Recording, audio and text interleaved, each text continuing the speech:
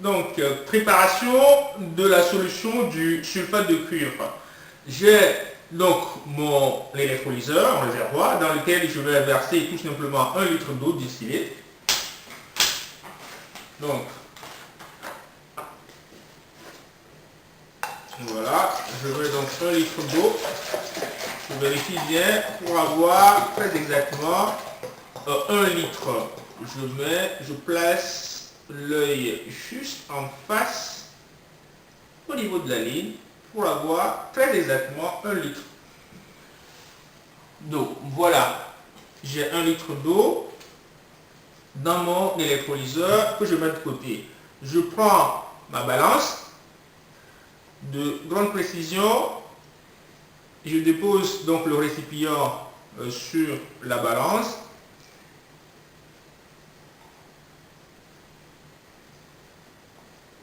Voilà.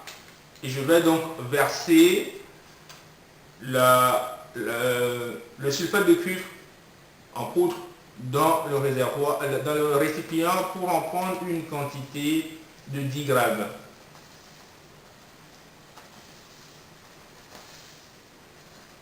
Je suis à 3 grammes, à 5, 6. C'est aussi précis que possible, je suis à 7, 8 grammes.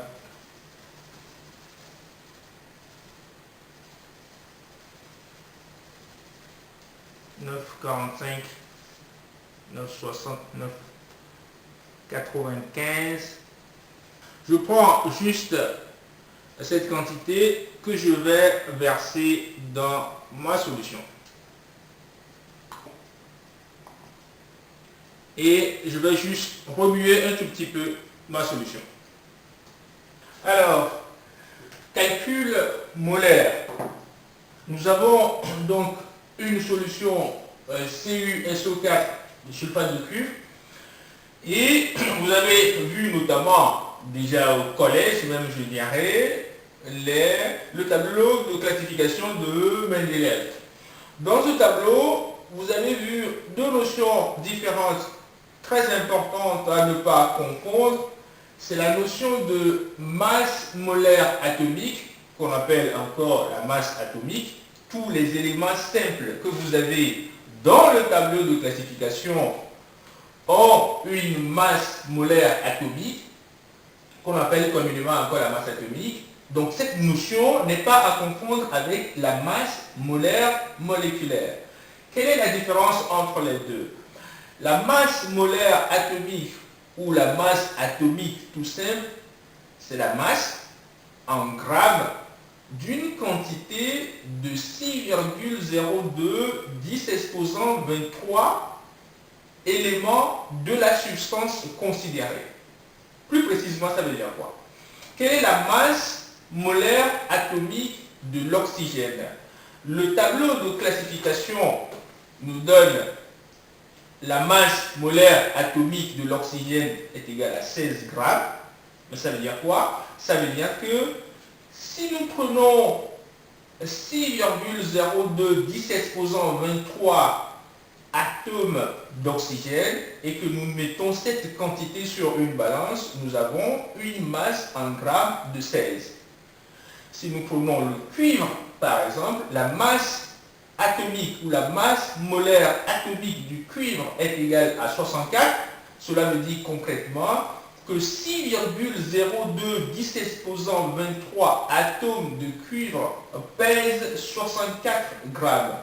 Ce nombre, en fait, 6,02 10 exposant 23, qu'on appelle le nombre d'Avogadro, n'est qu'un nombre qui quantifie les substances infiniment petites, les substances qu'on ne peut pas mesurer sur le plan macroscopique. C'est tout simple. Nous pouvons dire que dans 1 kg, on a 1000 grammes. Dans les infiniment petits, en ce qui concerne les atomes, les molécules, les ions, qui ne sont pas mesurables, on parle plutôt de la masse molaire atomique, de la masse molaire moléculaire, et on utilise souvent cette notion, ce nombre d'Avogadro, qui est égal à 6,02 10 exposant 23. Donc, dans la conception, dans la notion de masse molaire moléculaire, de quoi s'agit-il? Il s'agit non plus des éléments simples que l'on retrouve dans le tableau de classification de Mendeleev, mais des éléments composés.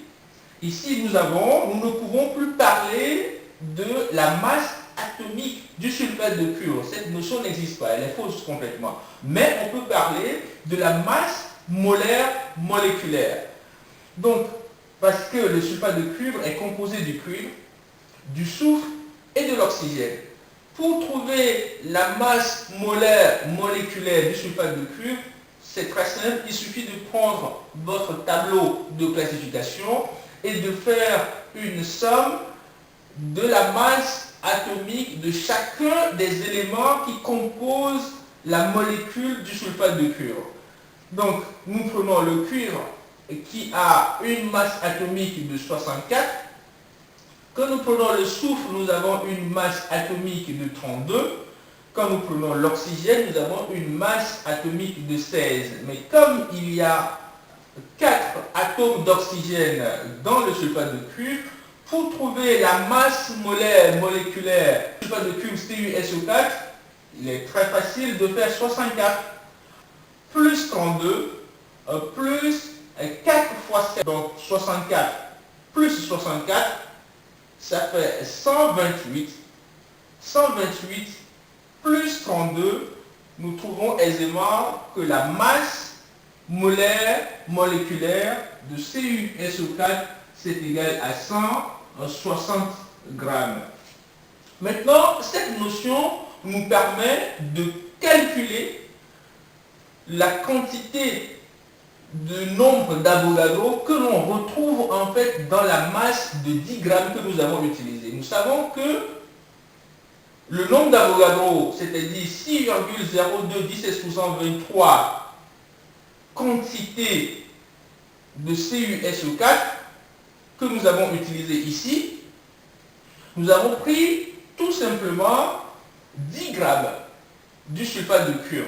Pour trouver le nombre n correspondant au nombre d'Avogadro utilisé, donc n est égal à la masse que nous avons utilisée en grammes divisé par la masse molaire du sulfate de cuivre.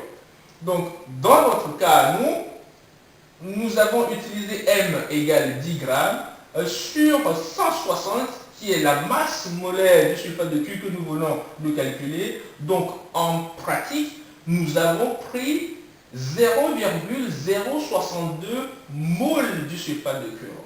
Dans notre solution que nous venons de fabriquer, la solution de sulfate de cuivre que nous disposons ici, et qui contient 1 litre d'eau pour 10 grammes de sulfate de cuivre, en fait, ne contient que 0,062 mol de sulfate de cuivre.